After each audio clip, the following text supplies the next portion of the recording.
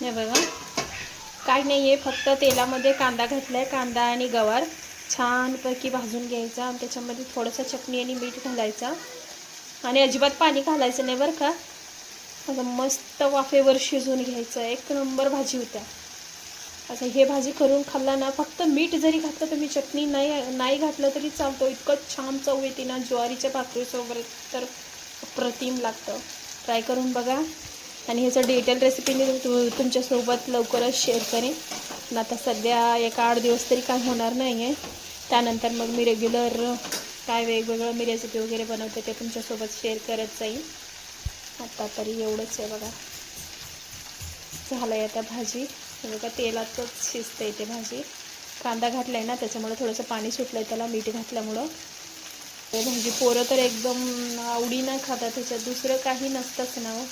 नाहीतर बाकी आपण इतर मसाला घातलं की नको वगैरे म्हणतात, तर पोरं असं सिंपल भाजी खूप आवडीनं खातात.